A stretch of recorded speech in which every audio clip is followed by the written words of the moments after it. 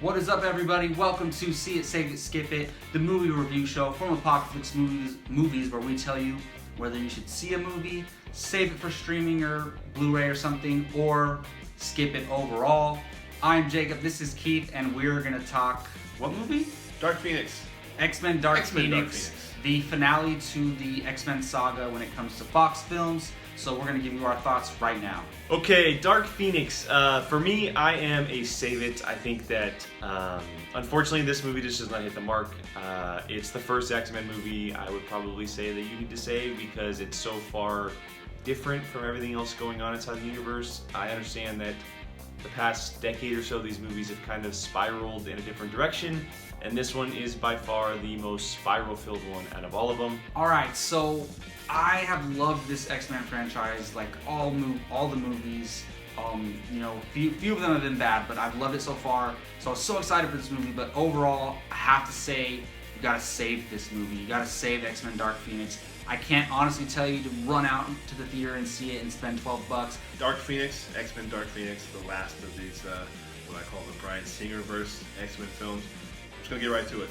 I'm gonna say skip it. I don't think you really need to see this movie, this series of films that should have ended with Days of Future Past. They decided to tack on 2 more, try to squeeze a little more juice out of this X-Men fruit, but yeah, this one, while I don't think it was bad necessarily, I don't think it was, necessary. So my first reason why I think that you need to save Dark Phoenix is because it's something you've seen before. My first reason to save X-Men Dark Phoenix and eventually see it is this is the conclusion to the X-Men franchise overall. So number one, first of all, I think that it's stuff that we've seen already. Not just in the franchise before or 15 years ago or whatever, but it was something that you've also seen very recently. Obviously, we got this similar storyline with X-Men 3. I think for people who have seen all of them, you can't just not watch the last one, whether it's great or not, or it concluded the story well or not. That one had a plot, a storyline, which was following the mutant cure. This one has basically take out the mutant cure thing, and you got a very similar film. It's just really all you're really getting is just the X-Men characters doing all their X-Men stuff. There are your tropes of comic book stuff that is constantly in movies that we either don't like or that we think are just okay, and this movie really kind of just continues that. You just gotta see it to get that finality and just see these actors one more time. So I think this is stuff that we've seen before.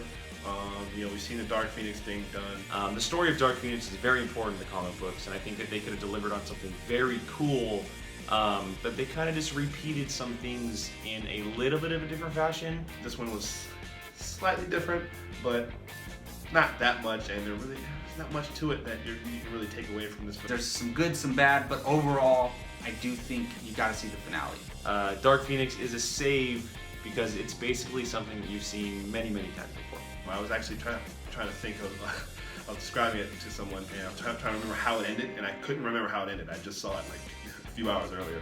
Another reason why you should eventually save it and watch this movie, to be honest with you, I really liked the action in this film. So my second reason why I think that you need to save Dark Phoenix is because it's just kind of an empty movie. There's nothing really going on. I think that while I think it's obviously very well cast, and these movies have always been pretty well cast, very well cast. There are a few action scenes where they're all fighting Jean at once. Not all of them, but a few of them are fighting her together. I think the performances, for the most part, are very good. But there were a few performances, particularly from some of the veterans from this new iteration of X-Men, from the first class cast, if you will. Some of those felt a little bit like checked out. Even though they're short, I really dug the action. It was a lot better than I thought. The villains are absolutely horrible. There's like really nothing there whatsoever, and that's unfortunate because you have someone like Jessica Chastain leading them. And I'm not just picking on Jennifer Lawrence. A lot of people pick on her. Because the movie was going along, and then these action scenes would break out, and I'm like, whoa, that was better than I. A couple of them, you could tell, you can get the sense from those actors that they knew that this was it. The characters of the X-Men themselves, not really a whole bunch going on. Magneto really had nothing to do in this movie. Nicholas Holt's Beast was kind of not really there in a way. I really liked the way Storm was using her action in this movie. They knew they were done. They knew this was going to be the end, and they felt like they didn't really, I don't want to say they didn't give their all, but you just got the sense from, a couple of them disappeared very early. It was one of the better and most usage, arguably, we got out of Cyclops using his powers. I love what they did with the character of Jean Grey, but everything else just kind of feels muddled and jumbled, and it was just kind of a mess. Because he kind of takes a back seat in a lot of the X-Men movies, so it was cool to kind of finally see him out on the field. You just got the sense that you just get the feeling like it's like the last couple of days of school, and no one's really paying attention. Magneto does some pretty cool stuff action-wise. The writing didn't really seem like they really knew where they were going with it, with either the characters or the plot. For that also alone, that's another reason to skip this, because you know what, if they're not into it, you probably shouldn't be either.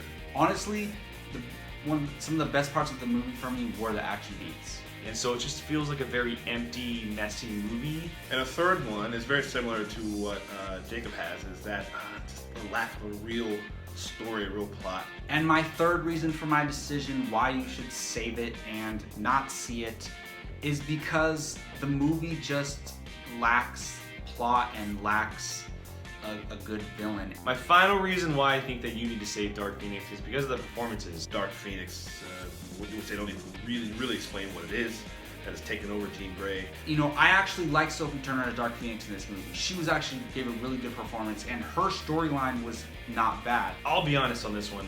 The only thing that I would go see this movie for again is Sophie Turner, Jean Grey. Then there's no real villain to go after. Like, what is everyone really doing here? But overall, the antagonist and the villains in the movie are something that's very disappointing. I think it was a waste to have Jennifer Lawrence in this movie because she clearly didn't want to be there, but she wasn't the only one. You see Jessica Chastain in the trailer. She plays a leader of a group of characters that are very similar to some other characters we've seen in some other movies. Nicholas Hoult didn't seem like he wanted to be there. James McAvoy at times didn't seem like he wanted to be there.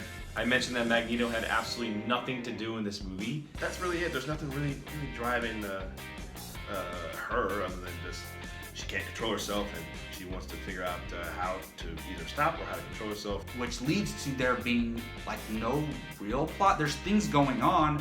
There's a story going on with certain characters, but there's no real plot. I did like Ty Sheridan a little bit, but he kind of got lovey-dovey too much for me. They didn't really use Cyclops like they should have used Cyclops. It's all the same mistakes we've seen before from Xavier, from Magneto, from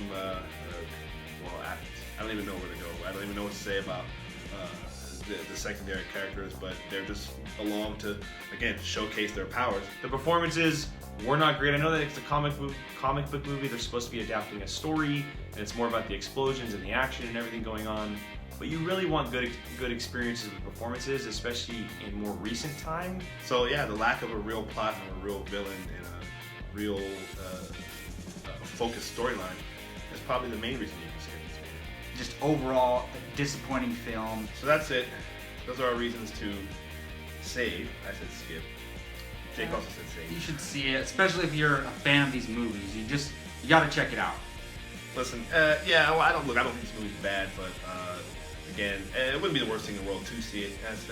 Don't spend any money. If it comes on HBO or Cinemax, you can watch it then. So maybe not completely skip. I wouldn't say it's as bad as the reviews are saying. I The actually Rotten agree with Tomatoes that. score. It's Yeah, better it's- than that. Yeah, it really is. that bad, but certainly not.